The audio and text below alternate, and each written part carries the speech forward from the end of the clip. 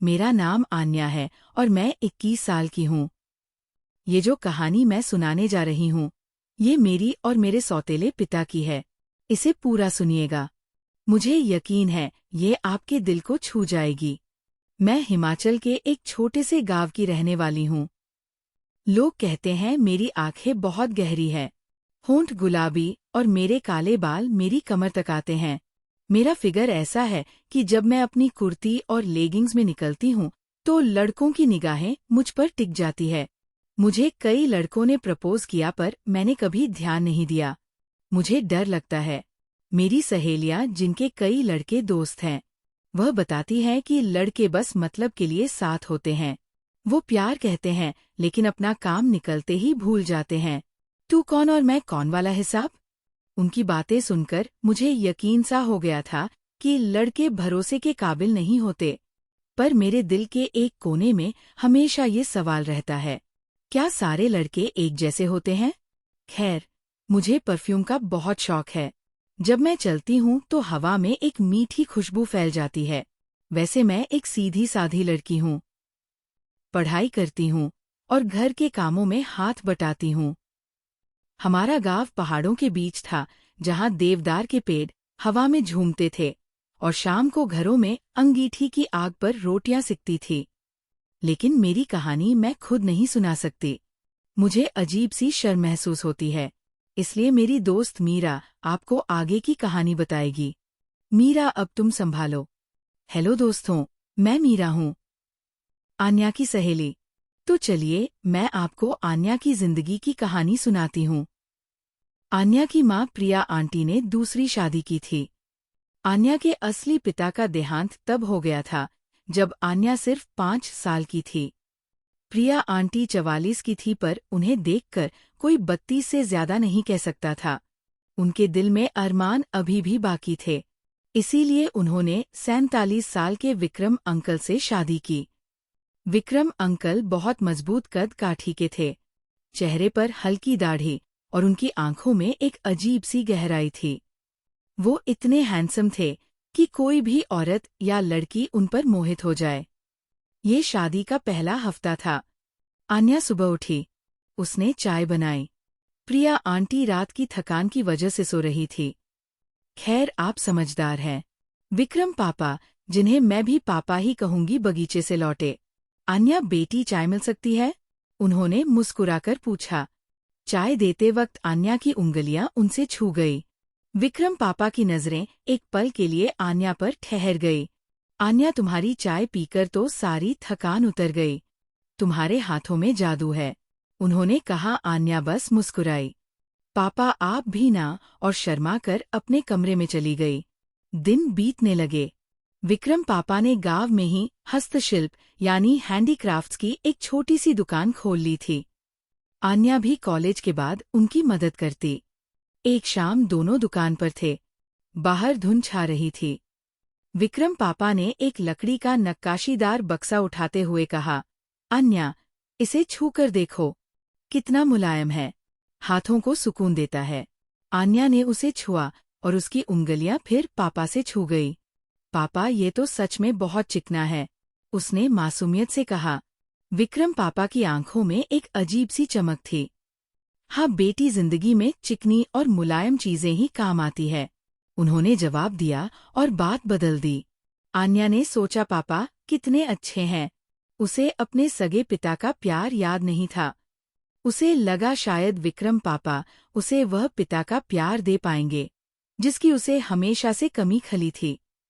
फिर एक रात खाने पर विक्रम पापा ने कहा, आन्या, तुम्हारी माँ कह रही थी तुम्हें योगा सीखना है, कल से मैं सिखाऊंगा। आन्या खुश हो गई। अगली सुबह से योगा शुरू हुआ। आंगन में सूरज उग रहा था। पहले सूर्य नमस्कार। कमर सीधी रखो आन्या, विक्रम पापा ने कहा और उसकी कमर को सीधा करने के लिए अपना हाथ उस पर रख दिया। उनका स्पर्श इतना नरम था कि आन्या को हल्की सी गुदगुदी हुई। पर उसने सोचा कि पापा कितने अच्छे से सिखा रहे हैं। पापा, ये पोज मुश्किल है पर आपके साथ आसान लगता है, आन्या ने कहा। विक्रम पापा मुस्कुराए। हाँ, साथ हो तो सब आसान हो जाता है। कुछ दिन बाद एक मुश्किल पोज करते हुए आन्या का बैलेंस बिगड़ा और वह गिरने लगी। विक्रम पापा ने उसे फौरन पकड़ लिया। एक पल के लिए आन्या उनके सीने से लग गई। सॉरी पापा, आन्या ने घबरा कर कहा। अरे मैं हूं ना बेटी, विक्रम पापा ने कहा। तुम्हें गिरने नहीं दूंगा। उनकी आंखों में वही गहराई थी। आन्या को लगा पापा कितने प्रोटेक्टिव हैं, पर दिल में एक हल्की सी टेंशन भी हुई। प्रिया आंटी ये सब देखकर खुश होती, कहती, देख विक्रम तेरा कितना ख्याल रखते हैं, शायद तेरा सगा बाप भी इतना प्यार ना करता। एक शाम दुकान में एक ग्राहक आया।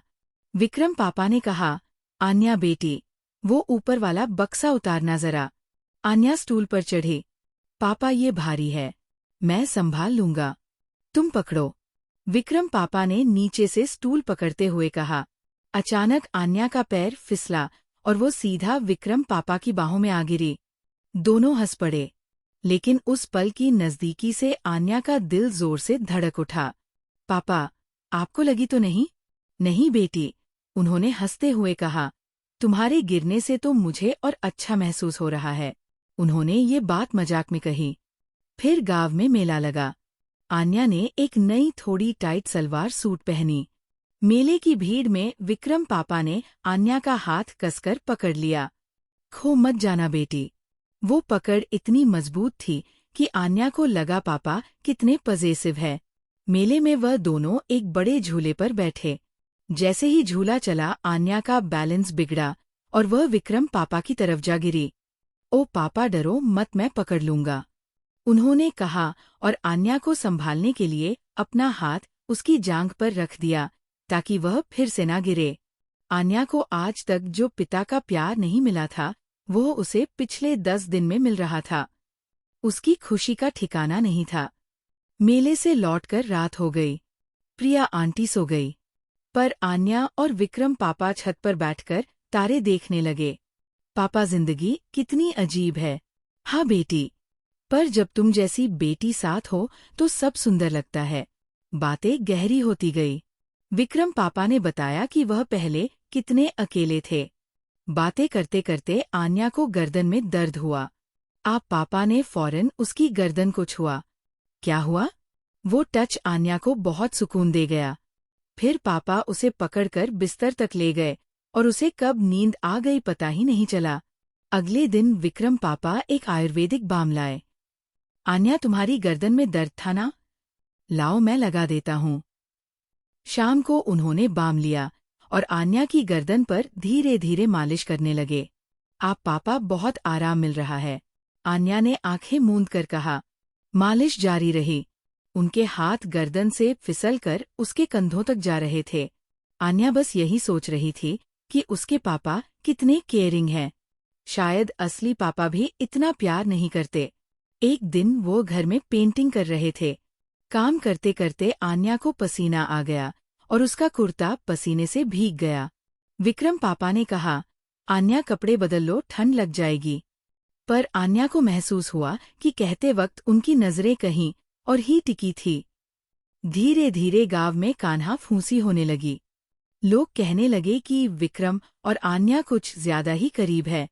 पर प्रिया आंटी बहुत खुश थी। वो आन्या से कहती, देख विक्रम तेरा कितना ख्याल रखते हैं, शायद तेरा सगा बाप भी इतना प्यार ना करता। दिन बीतते रहे। योगा दुकान का काम सब जारी था। फिर एक दिन विक्रम पापा ने आन्या को अपने पास बुलाया। उनकी आवाज गंभीर थी। बेटी यहाँ आओ, मुझे तुमसे एक बहुत जरूरी बात कहनी है। आन्या का दिल धड़क गया। उसे अपनी सहेलियों की बातें याद आ गई। क्या पापा भी वैसे ही हैं? क्या वो कुछ गलत सोच रहे हैं? वो ये सब सोच ही रही थी कि पापा ने उसे बिठाया।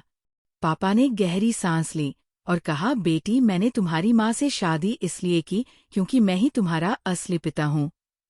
इतना सुनते ही आन्या के पैरों तले जमीन खिसक गई। उसे लगा वो कोई सपना देख रही है। क्या ये कैसे हो सकता है? पापा, आप मजाक कर रहे हैं? उसने कांपती आवाज में पूछा।